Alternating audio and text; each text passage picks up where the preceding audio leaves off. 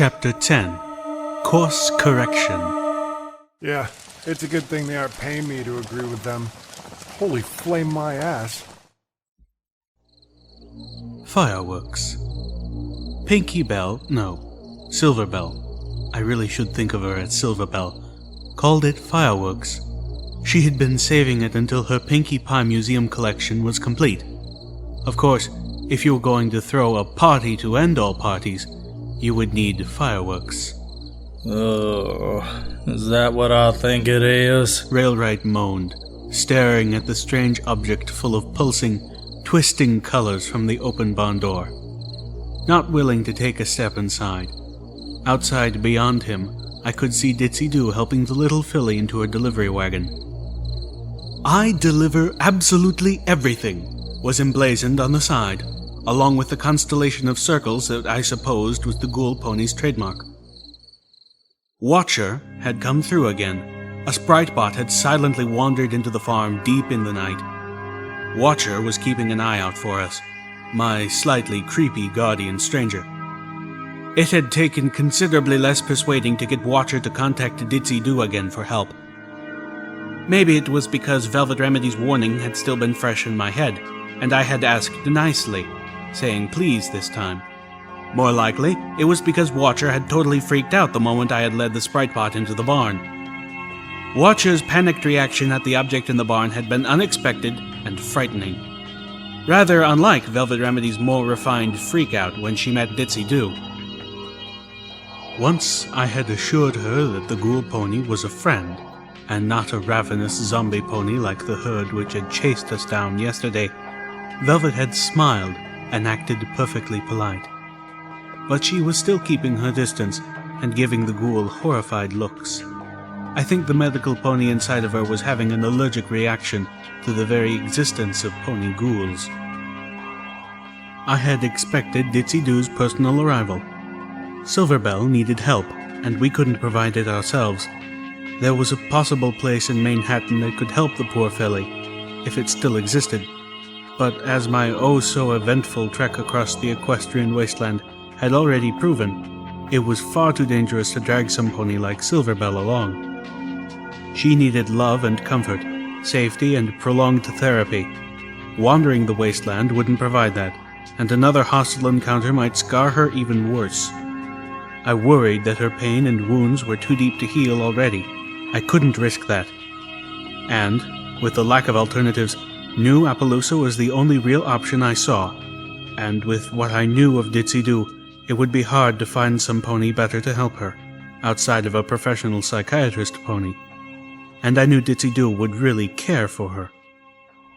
I had not expected Railwright to arrive on the wagon, and, though he seemed pleasant before, something about this visit felt foreboding. I turned away from him and back towards the strange object, careful to look slightly above and to the side of it, rather than right into its swirling surface. Yep. Calamity was standing just inside the barn, having pulled the door open. He, too, refused to get much closer, although out of reasonable caution rather than abject fear. Right there's a balefire bomb. Pinky Bell had an undetonated megaspell in her barn. For fireworks. Shafts of pure sunlight pierced the air from hundreds of tiny breaks in the omnipresent cloud cover.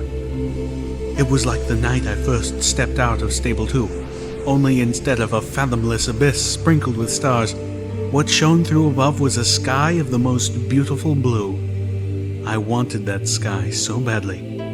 But the breaks closed up even faster than they appeared. By noon, the gray covering would be solid again. Ditzy Doo had wrapped Silverbell in a blanket and was strapping herself to the front of the wagon with practiced ease. She caught me watching her and smiled back, her one odd eye rolling up. I tried not to shudder at that, and gave her my best smile back, then cast a mildly reproachful gaze towards the stack of barrels that Velvet Remedy was trying to remain in the vicinity of without actually hiding behind. What in tarnation do you plan on doing with that thing? Calamity was asking Railwright as they clopped away from the barn. I'd suggest collapsing the barn on it, but that might set it off. Hell, for all we know, moving it might set the gall-darn thing off. Railwright neighed. I have no idea. He held up a hoof to block Calamity.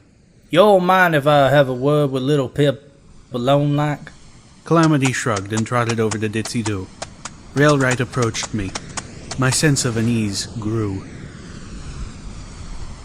You know, if you keep sending us folks, we're gonna have to build a bigger town. He began casually, but I detected a stern tone underneath. Well, I am hoping to be freeing a lot more ponies from slavers. I admitted, thinking once again of Philadelphia. But I'm only sending them to you because you're the kindest, most decent folk I've met so far. In all honesty, I was beginning to feel a little uncomfortable sending ponies to live in a town that had a history of trading with slavers. I only hoped the influx of mistreated slaver captives might swing their view. Don't get me wrong. We admire what you're trying to do. Yeah, they're 7 lives, and there ain't no pony complaining about that. We'll give them a good home and see that the little Phil and the others from old Appaloosa are cared for right. Here it comes, I thought. But Railwright grimaced. y'all are reckless and dangerous. You got 6 of our best trained ponies slaughtered, some of them being friends of mine for longer than I can remember. You destroyed one of our only functioning trains, and y'all pretty much set fire to any peaceful relations New Appaloosa had managed with the slavers. I'll to be putting extra guard ponies on the walls now, and we'll need to be sending more guards with the caravans. Honestly, I'm worried if we got enough ammo in the town if they should decide to take things out on us for what your ponies did. I fell back on my haunches, ears flat. My heart was sinking. So I'm sorry to tell you this. I truly am. But y'all aren't exactly welcome back in New Appaloosa anymore. He tried to soften the blow. At least not for a good long while. I felt a little numb. Railwright glanced over his flank to where Ditzy Doo and Calamity were stomping hooves, bartering over the scavenged goods that had begun to weigh down our saddlebags. Railwright rolled his gaze back to me. Ditzy Doo has been damned insistent about trading with you, but I've convinced her to conduct her business with y'all at the gates. The cloud ceiling had fully mended itself, casting the equestrian wasteland once again into a dreary grey. Velvet Remedy and Calamity trotted ahead of me, deep in discussion over song lyrics. Velvet had somehow managed to persuade Calamity to try a duet with her. My heart felt like lead, but I was surprised that Railwright's news didn't hurt a lot more. I did not feel like a rug had been pulled out from under me. In my mind, I had forged no real ties to New Appaloosa, save perhaps a fond respect for the author of the Wasteland Survival Guide. I had never considered making it my home, particularly not after learning why Calamity had refused to make it his, so I was no more adrift now than I had been last night. I checked my pip-buck. Its automap had several new locations flagged now, including the one towards which we were traveling. Manhattan. Calamity had bartered quite well, gaining us some medical supplies, food, canteens, and even ammunition for little Macintosh. He had also bartered to let us look over some maps from Ditzy Doo, recording the information in my pip-buck. It was from those maps that I had obtained markers for Manhattan, which was less than a week's trot, and Philadelphia, which was not. The Bell farmhouse had possessed a small water purifier, allowing us to fill our canteens for the long walk ahead. Silver Bell was leaving behind her Pinkie Pie museum. I had asked her permission, very quietly, to look at her party time Mental's recipe. It was now stored in my pip-buck. For some reason, I hadn't felt like mentioning that to the others yet. Fatigue was beginning to take its toll on all of us. We hadn't slept, staying with Silverbell until Ditzy Doo arrived. Even when the little filly cried herself into a nightmare-filled sleep, we had stood vigil. In the distance, I could see a very narrow white tower rising up into the sky, so high it pierced the clouds. Part of me was strongly tempted to divert towards it, just to have a look, but it was miles away and would add many hours to our trip. Instead, I'd try to sate my curiosity with the small series of buildings up ahead. I trotted faster to catch up to Calamity and Velvet. Velvet Remedy had paused in her songwriting, bothered by a question. Calamity, if the Pegasus ponies live in the clouds, what do they eat? Calamity answered nonchalantly. Oh, they grow their own food up there. He looked at her. Haven't you ever heard of cloud seeding? Velvet Remedy stared at him. To Calamity's credit, he held the deadpan expression for quite a few seconds before breaking into a grin. Very funny. Fine. Have your secrets. But one day, I'll expect a real answer. I tried to float my binoculars out and take a closer look at the buildings, but I was barely able to get past opening my saddlebags before my levitation was exhausted. By Luna's grace, I needed sleep. Calamity launched into the air, zooming forward to do an aerial sweep above the structures. He came back, looking grim. Raiders. Another raider pony went down, most of her head splattering on the wall behind her, mixing with the graffiti. I ducked back behind the apple cart. The apples had long rotted away, and the raiders had taken to decorating it with pony skulls. Little Macintosh had 2 more shots left. I had more bullets, but I wasn't quite sure how to reload it without relying on my magic. It was strange enough firing the gun in my teeth. Velvet Remedy crouched beside me, tending to a gash in Calamity's side. To her credit, she'd actually tried to talk to the raiders. They returned her hello with some extremely perverted suggestions, at least one of which involved necrophilia. That's when Calamity started picking off the ponies who had taken sniping positions on the roofs. Hook me to the cart, Calamity insisted. Excuse me? Velvet looked at him questioningly. Calamity hoof-tapped the apple cart. Instead of hiding behind it, let's use it. Hook me up and climb in. I looked between the cart and Calamity. Wait, you mean you're gonna pull us through the air as we shoot these guys? You can do that? Yep. I blinked. It would certainly make for a novel combat. I nodded to Velvet, and she began strapping Calamity in. Moments later, we were in the air. It was exhilarating. The wind blowing through my coat, the ground no longer holding me. It was like falling, only fun. A little bit terrifying, but fun. Don't you forget to shoot back. Calamity called out, realizing that I was enraptured by the experience. A raider pony's bullet thudded into the bottom of the wagon. I suspect it hadn't been the first. My mind snapped back to the battle, and I took aim. Down went another raider pony. I lined up on the third with the scope and tongued the trigger. My target fell, blood pooling under him. This was almost too easy. Only now I had to reload to switch weapons. The combat shotgun was going to be useless at this range, and I had lost my assault rifle in the train battle. That left the sniper rifle, a weapon so large it required either telekinesis or a mountain to fire. I looked at the cart, figuring I could brace it on the posts. Whoa! Calamity shouted as the sky filled with bullets, one coming close enough to scrape his battle saddle. Pesky varmint. Lil Pip, see if you can take down one hiding behind them mailboxes. I'll bank so you can get a better shot. I lined up the sniper rifle, bracing it as best I could, then aimed it down the scope as Calamity swung the cart around. I spotted the raider unicorn, an ugly mare with only scraps of purple left in the mane. She was mostly protected behind a row of mailboxes, floating a scoped assault carbine, a serious upgrade to the assault rifle I had used before. I held my tongue until Calamity's maneuvering gave me a better shot. The raider dived almost fully into view, unleashing a torrent of bullets up at us. Slipping into the targeting nirvana of sats, I barely noticed Calamity's cry as I tongued the trigger and sent the raider to the goddess's judgment. I felt the wagon tilt dangerously. Calamity! Velvet Remedy cried out beside me. The wagon turned sharply in the air. I gasped. Calamity had been shot clean through his right wing. The wing was seeping with blood, and he grunted in agony as he tried to keep the wagon aloft. I'm sorry, folks. He whinnied painfully. Y'all might experience some turbulence. The wagon dropped 5 feet, eliciting a yelp from both Velvet Remedy and myself. Calamity caught the fall, pulling up, trying to make it to the roof of the most intact building. He made it, mostly. My friend crashed down onto the roof hard, skidding along the broken tiling, the wagon slamming down behind him at a bad angle, one of the wheels snapping off as it threw Velvet Remedy and me. I found myself airborne in the not-fun falling way.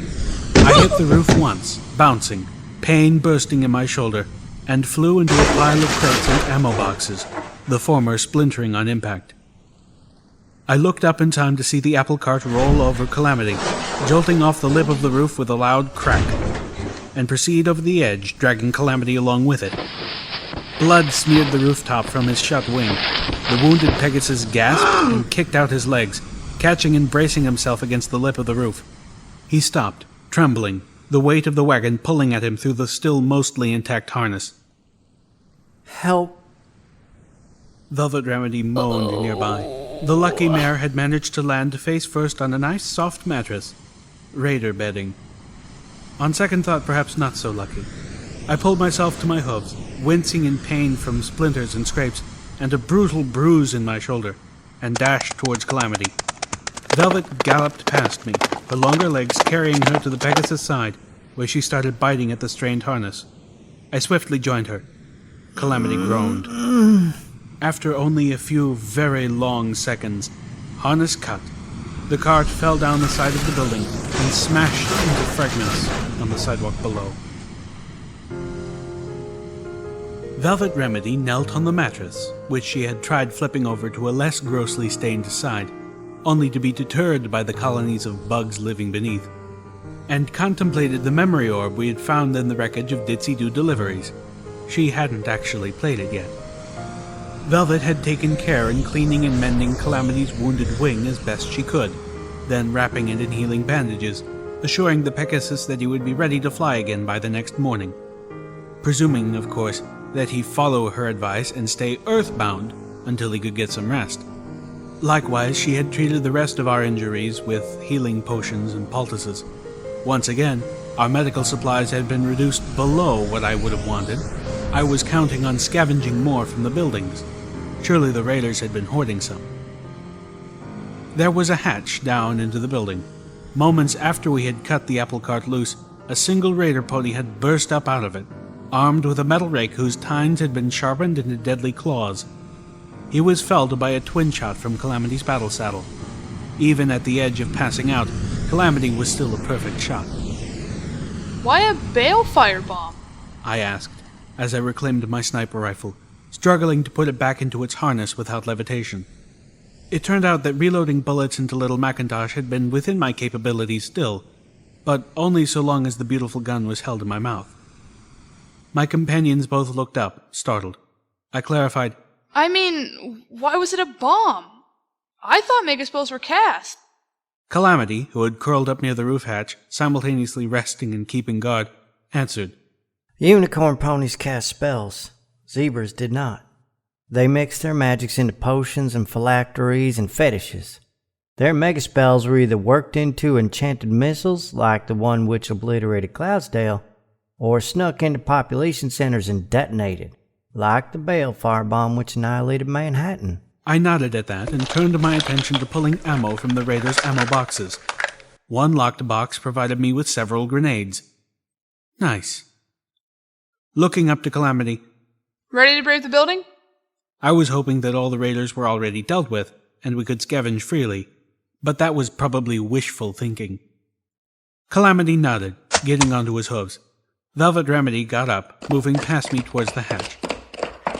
I leaned forward and bit at the end of Velvet Remedy's tail, trying not to think of what it tasted like, and reined in her forward trot.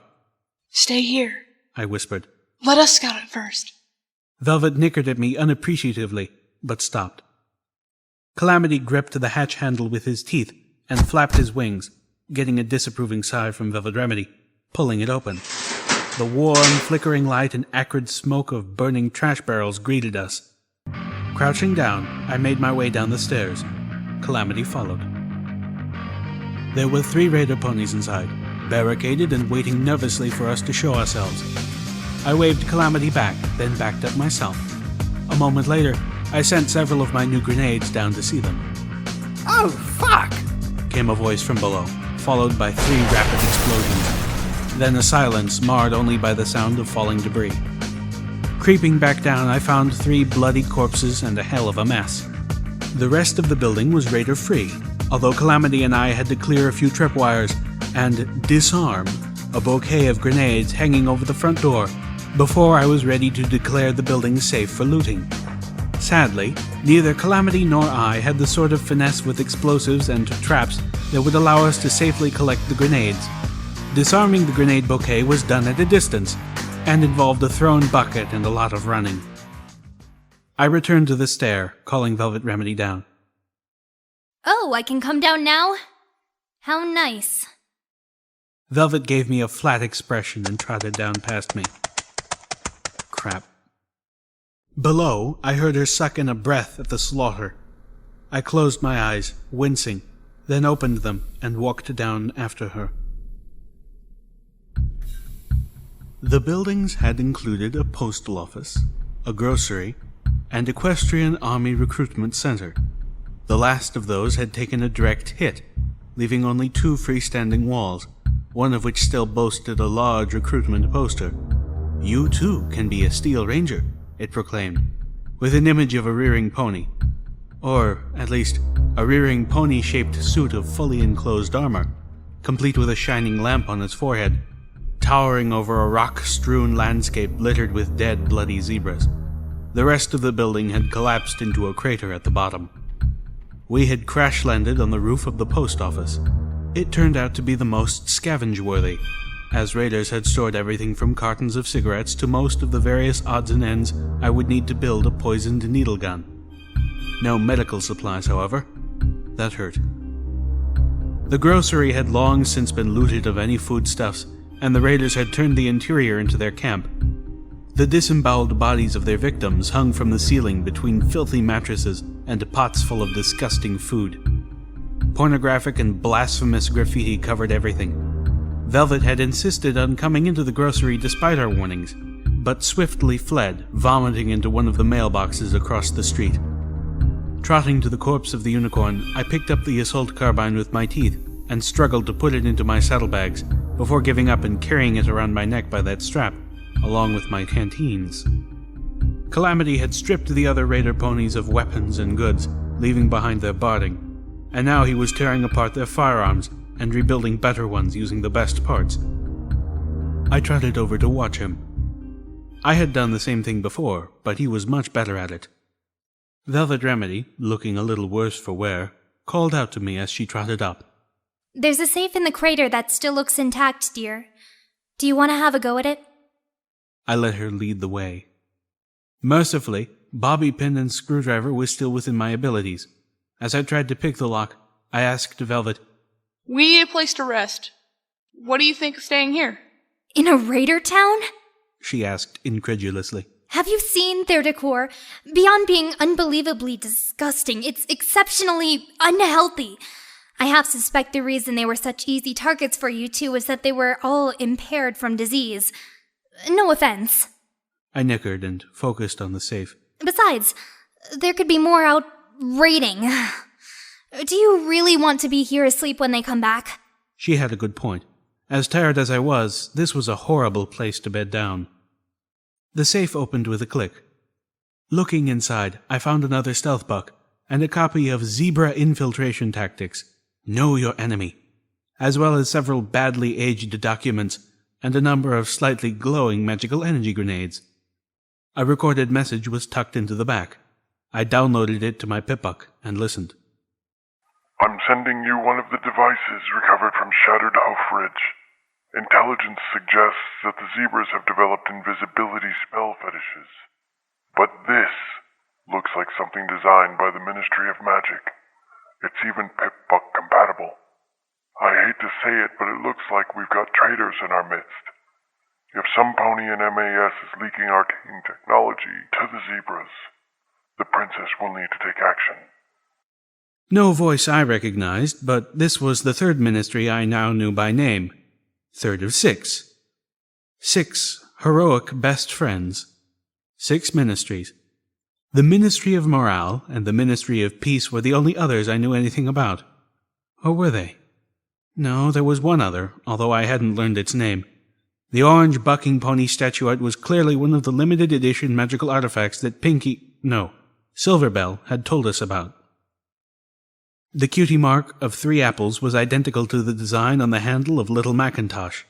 The fact that I could mentally draw a line from one of Watcher's heroines to a weapons factory guarded by pony-shaped robots with living brains in them made me cringe a little. I got the feeling I wasn't going to like a lot of what I was bound to learn about these ministries. At least the Ministry of Peace seemed benign. A curving set of train tracks cut a swath through the rolling, rocky hills and intersected with our path, so we had begun to follow it. It wasn't exactly the right direction, but it was close, and I suspected the tracks would wind slowly back, probably leading all the way to Manhattan. Plus, it had the benefit of being relatively flat.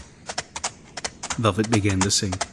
No more living in this gilded cage, shackled to what is supposed to be. I am ready to exit this stage. It is time for this bird to fly free. I've been blinded 'cause I've closed my eyes. Calamity stepped in. His voice was no match for Velvet Remedy's, but he carried the tune amazingly well.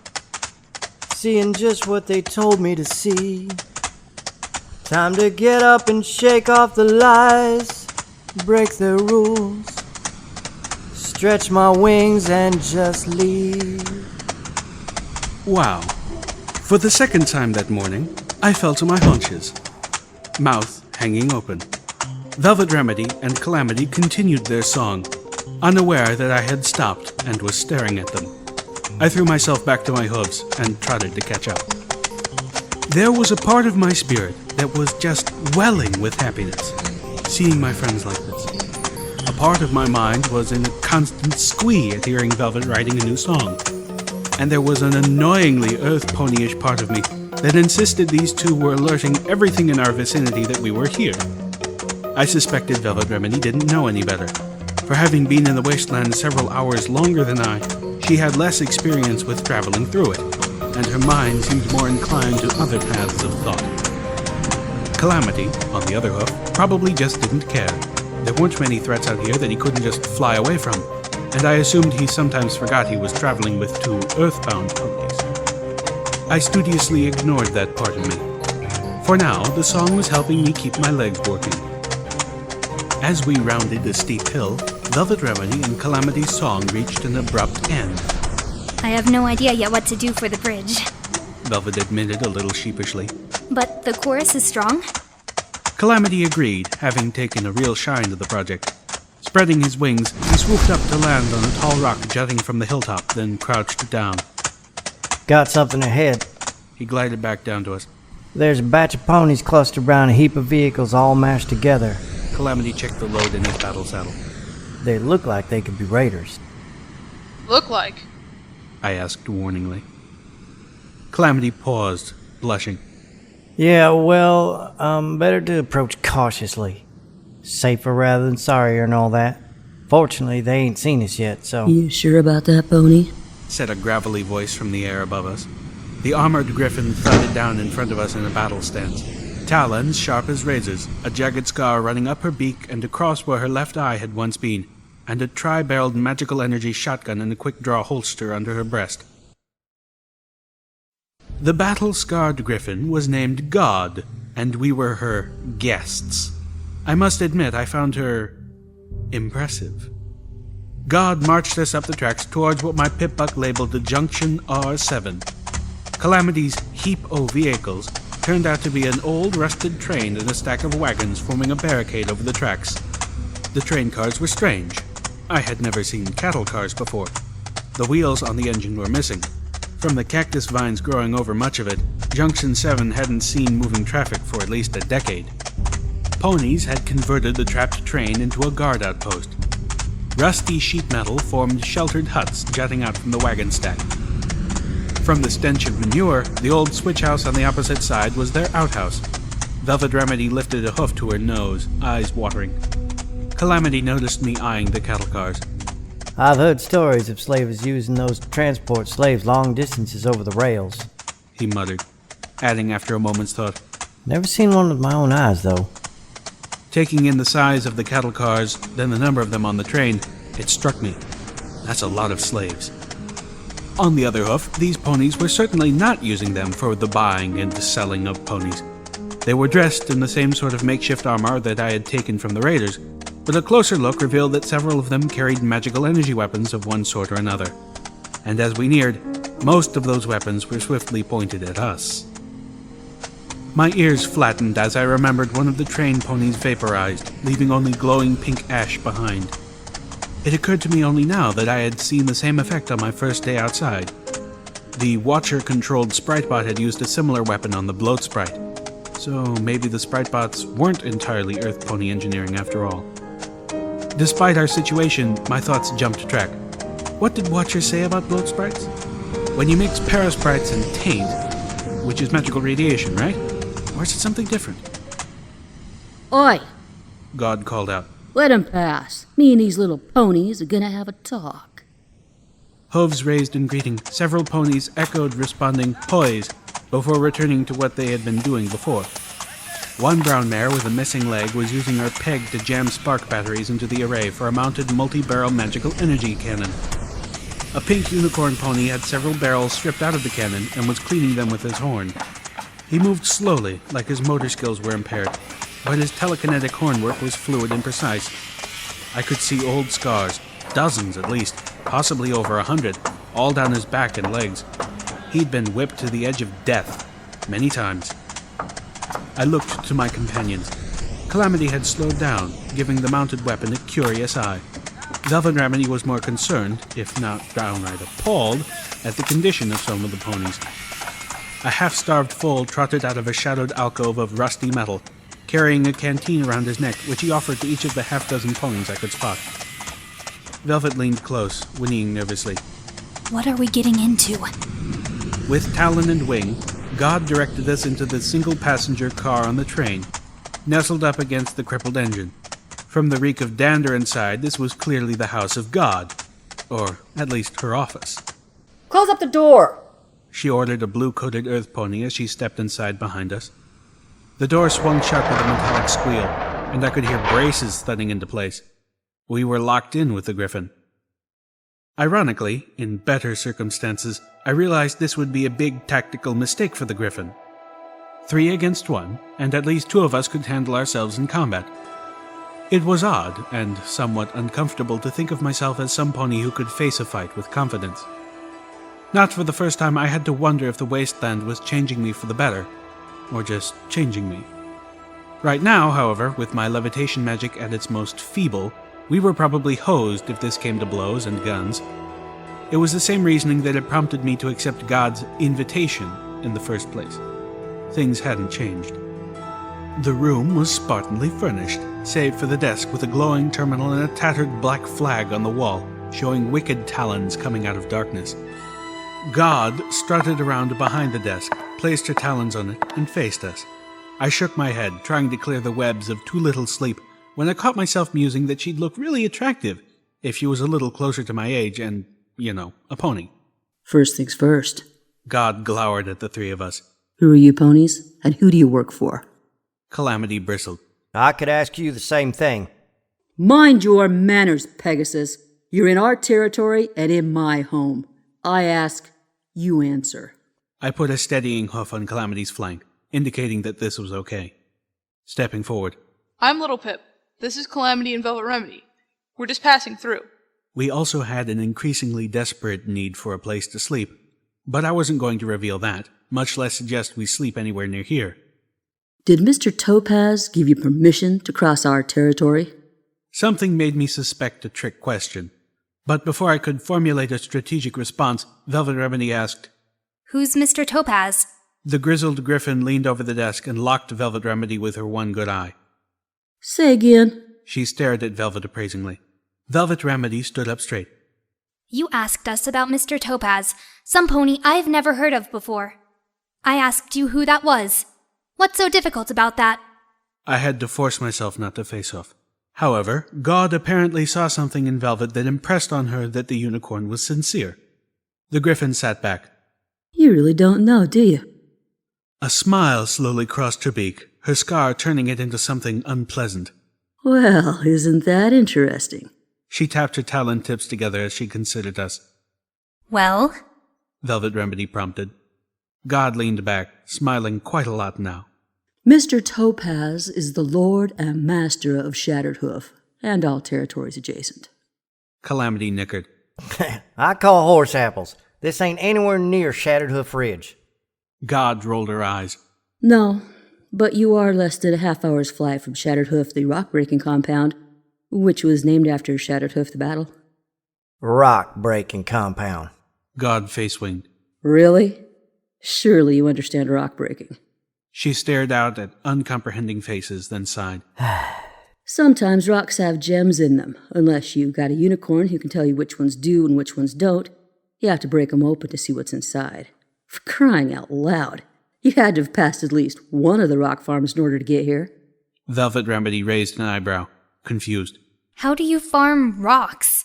Ugh, easy. You pick a plot of land where rocks are shown a higher likelihood of hiding gems, and you farm them. We were clearly not impressing the griffin with our ignorance. Waving a talon. Some ponies even used to rotate the rocks around from one field to the other to help improve the chances of gems. That doesn't make any sense. I blurted, interrupting. It wasn't like the gems grew in the rocks like seeds, after all. My mind twinged. Calamity only made it worse by suggesting, I think it's a tradition.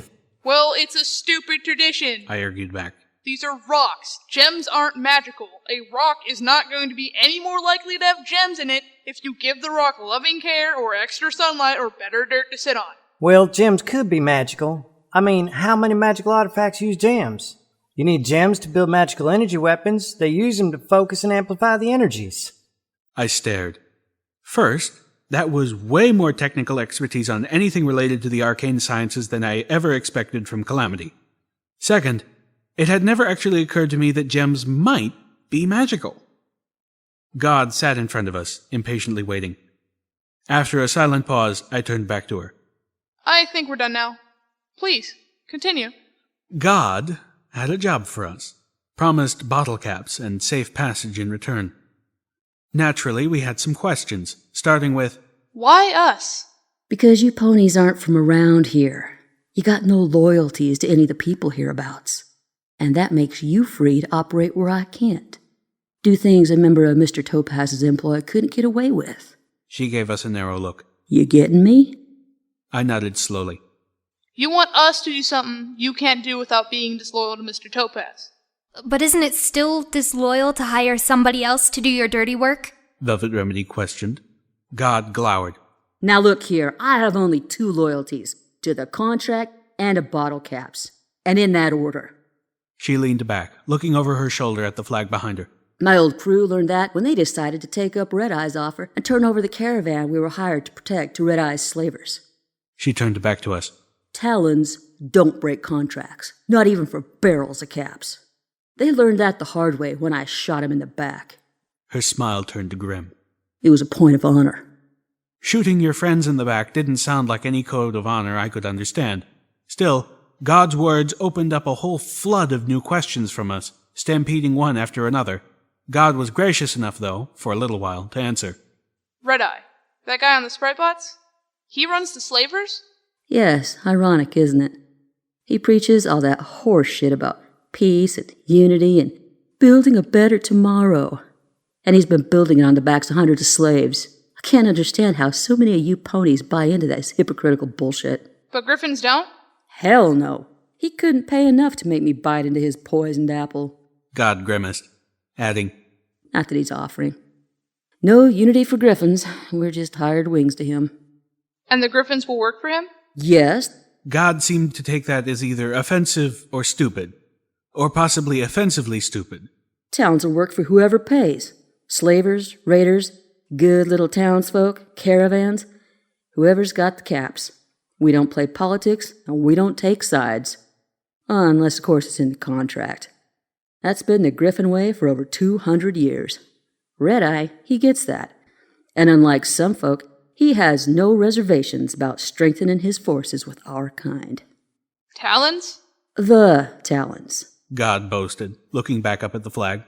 Have been the best mercs in the equestrian wasteland since before Equestria was a wasteland. She thumped her armor proudly. Can't hire yourself any better. Why does... But God had finally reached the end of her conversational composure. Enough! I'm not your fucking teacher. I'm the one who's hiring you to perform a service. Get it done right. You could ask me everything you want to as I lead you safely out of here. I looked to my companions. The chore itself shouldn't be too hard. It was, after all, right in my skill set. I'd barely need the magic I barely had. God clicked her talons together again. Oh, one last thing. Why did I know I wasn't going to like this? What? Collateral. God smiled, a cold and friendless smile. Not that I don't trust you, but I need to make sure you don't plan to march in there and tell Deadeyes all about our little arrangement. So, one of you is staying behind with me. Oh, hell no. Calamity all but growled. Or maybe instead, I suggested reasonably. you could sit on my horn and spin. God actually smirked at that. She opened her talons in a wave. If you decide you don't want the job, you're free to go. I'll just have the ponies outside open up the door and tell them you're no longer under my protection. She raised an eyebrow, pretending to give us time to mull over the non-choice. You do the job. This is the way you do it. Okay, not so attractive. I glared at the griffin. Fine, you can have me. I winced a moment later and clarified. As your prisoner. God contemplated that for less than a moment. No, A razor-sharp talon jabbed the air in Velvet Remedy's direction. she will stay. My mind echoed Calamity's words. Oh, hell no. I opened my mouth, expecting the stream of profanity working its way to my tongue would shock even a raider. But Velvet Remedy preempted me. Agreed. What? I turned towards her, aghast. Velvet merely nodded. There are ponies here that I might be able to tend to, and your special skills are needed for this undertaking. Wait, God interrupted. tend to? Don't tell me you're another preacher. Velvet Remedy fixed the griffin with a stare of her own. Maybe you should have asked more about me before insisting that I stay here with you.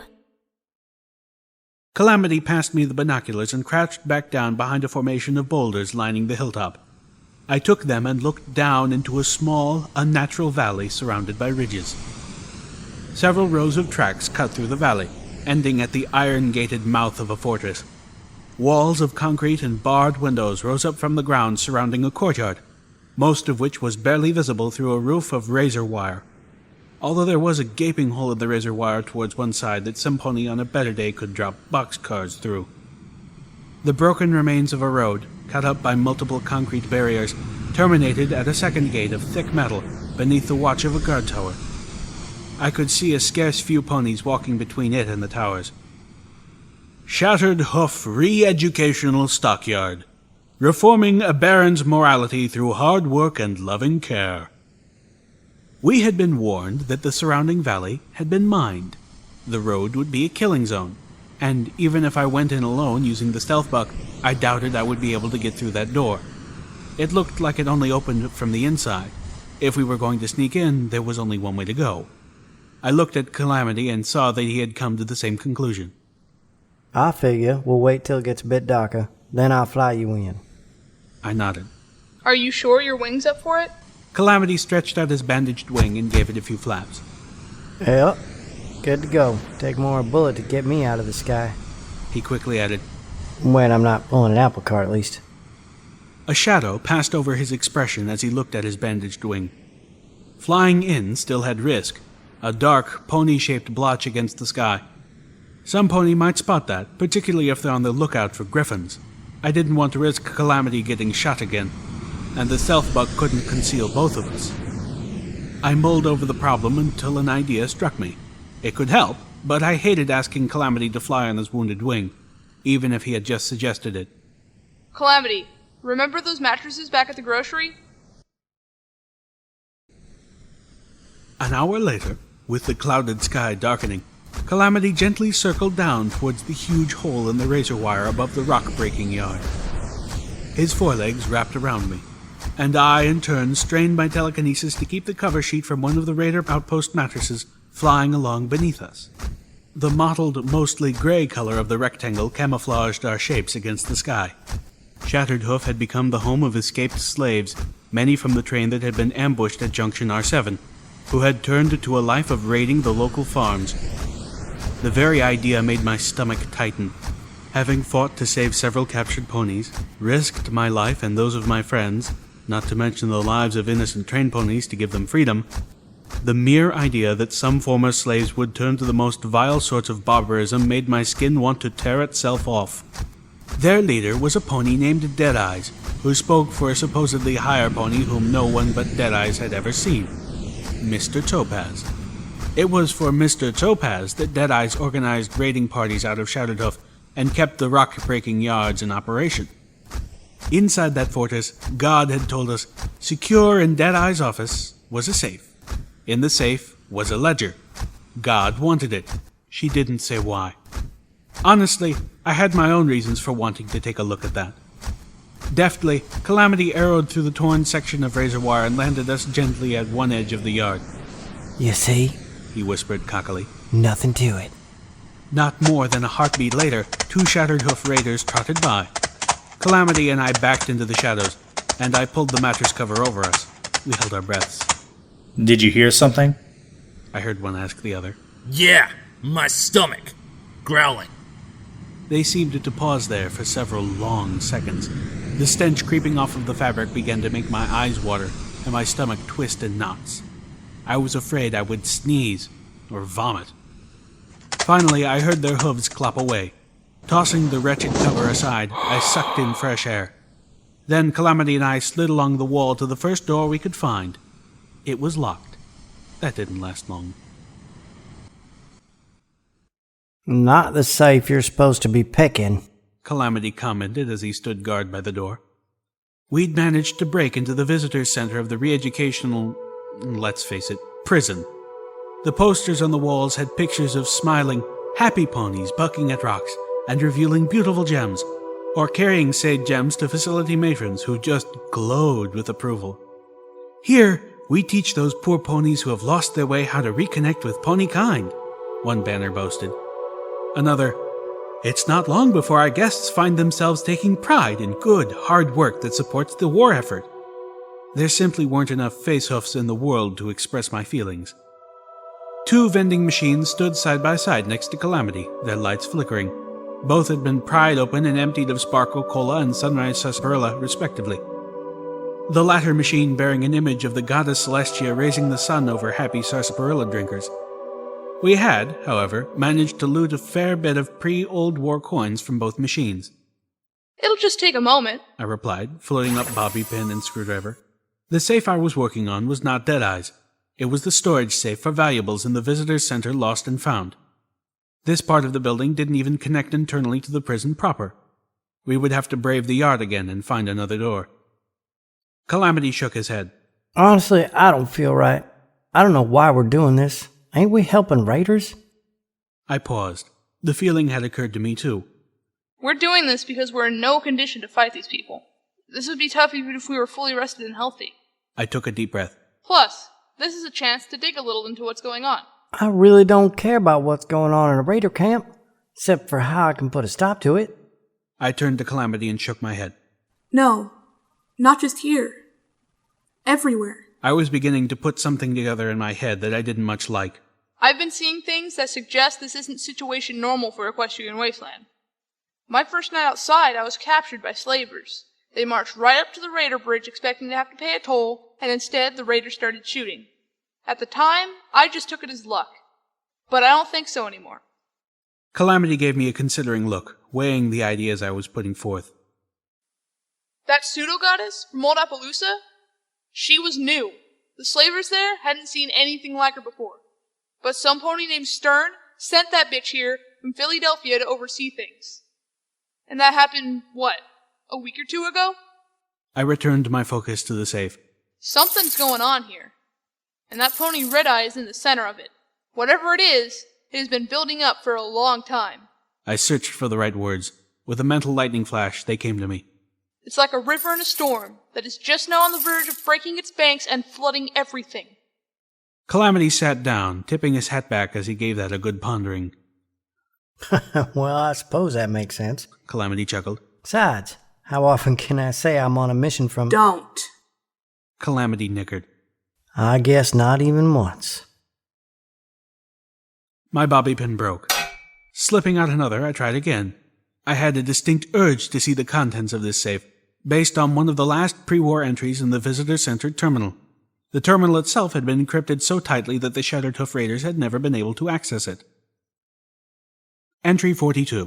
Just got word that Shattered Hoof will be closing down the visitor centre portion of this facility. The Ministry of Morale has decreed that the friends and families of ponies who have been determined guilty of sedition or treason will no longer have the right to visit our guests until rehabilitation is deemed complete, for fear that our guests might spread their poison to their loved ones. As such, this is going to be my last entry.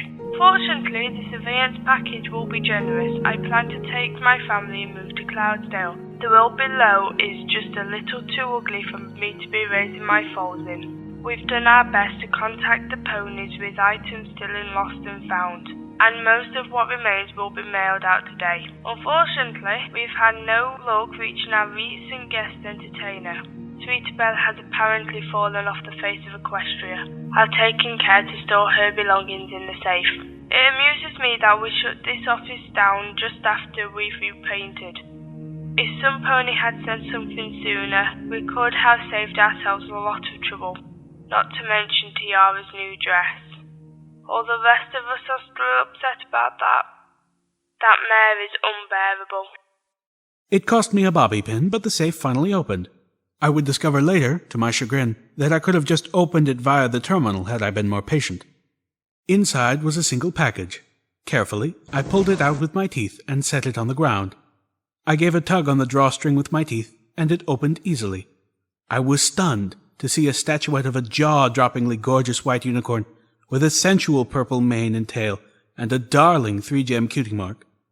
There were other things in the package too, but I totally forgot about them. Are you done visually molesting that statue, girl? Calamity's words disrupted my reverie. He looked impatient. I blushed hotly. She's a looker, I'll give you that. But I'm guessing she wouldn't much appreciate the way you're looking at her. I was just looking. I stammered, then focused all my energy to flooding up the statue and slipping it into my bag. I knew that I was risking burning myself out completely, but I just had to keep her, and I didn't want to risk marring the statuette with my teeth. The statuette trembled, not wanting to rise from the ground. Then I felt a surge of magical energy, and the statuette floated up gracefully. Whatever blessing this one had bestowed, it had rejuvenated my horn. Just a little, but enough to float the statuette and even little Macintosh. I turned the hot, gorgeous mare around in the air until I could read the engraving. Be unwavering.